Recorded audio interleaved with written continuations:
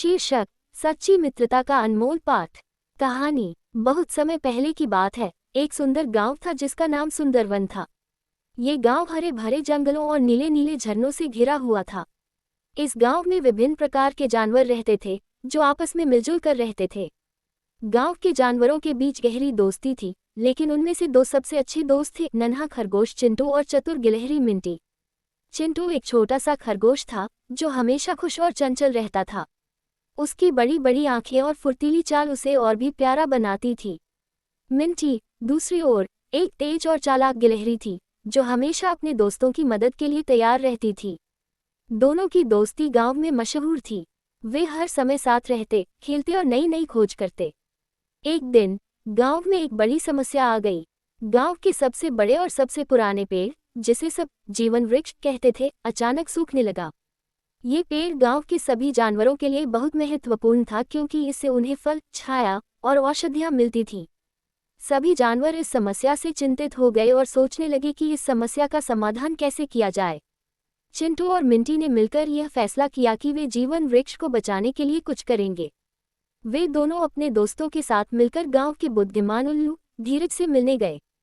धीरज ने उनकी समस्या सुनी और कहा, "ये बहुत गंभीर समस्या है। हमें पहले ये पता लगाना होगा कि पेड़ सूख क्यों रहा है।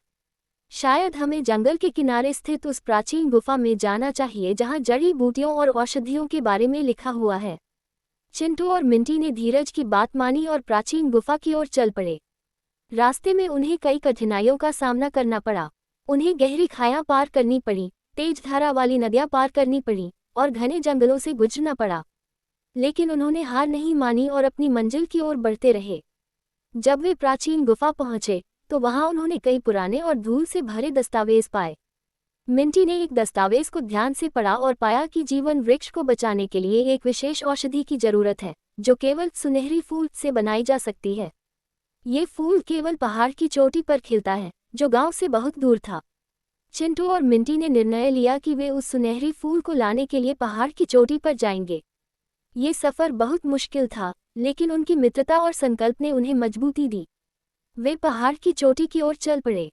रास्ते में उन्हें कई मुश्किलें आईं। उन्हें बर्फीली हवाओं का सामना करना पड़ा, ऊंची ऊंची चट्टानों पर चढ़ना पड़ा और भूखे शेरों से बचना पड़ा।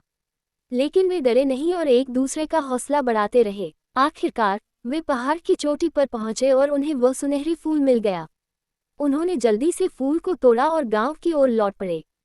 रास्ते में भी कई कठिनाइयां आईं, लेकिन उनकी दोस्ती और दृढ़ता ने उन्हें हर मुश्किल से पार पा लिया। जब वे गांव लौटे तो सभी जानवरों ने उनका गर्मजोशी से स्वागत किया। उन्होंने धीरज को सुनहरी फूल दिया, जिसने जल्दी से औषधि बनाए और जीवन वृक्ष पर छिड़क दी। कुछ ही दिनों में जीवन वृक्ष फिर से हरा भरा हो गया और उस पर फिर से फल और फूल आने लगे। गांव के सभी जानवर बहुत खुश हुए और चिंटू और मिंटी की तारीफ करने लगे। चिंटू और मिंटी की इस साहसिक यात्रा ने सभी जानवरों को ये सिखाया कि सच्ची मित्रता और दृढ़ संकल्प से कोई भी मुश्किल पार की जा सकती है। उनकी दोस्ती का अनमोल पाठ सभी के दिलों में बस गया। जीवन वृक्ष के फिर से जीवित होने के साथ ही गांव में खुशी और समृद्धि लौट आई। इस घटना के बाद गांव के सभी जानवर और भी मिलजुल कर रहने लगे। वे एक दूसरे की मदद करने के लिए हमेशा तैयार रहते और कठिन समय में एक दूसरे का साथ देते। चिंटू और मिंटी की कहानी पूरे जंगल में फैल गई और वे सभी के लिए प्रेरणा का स्रोत बन गए। निष्कर्ष। इस कहानी से हमें ये सीखने को मिलता है कि सच्ची मित्रता और एकता में बहुत शक्ति होती है। कठिनाइयों और मुश्किलों का सामना करने के लिए हमें दृढ़ संकल्प और साहस की जरूरत होती है। अगर हम सच्चे मित्र हों और एक दूसरे का साथ दें तो कोई भी समस्या का समाधान निकल सकता है। चिंटू और मिंटी की मित्रता हमें ये सिखाती है कि जीवन में आने वाली किसी भी चुनौती को पार करने के लिए हमें एक दूसरे का साथ देना चाहिए और मिलजुल कर काम करना चाहिए। दोस्तों, अगर आपको ये कहानी पसंद आए हो तो कृपया मेरे चैनल को सब्सक्राइब करें, इसे लाइक और शेयर करें और मुझे कमेंट करके बताएं। धन्यवाद।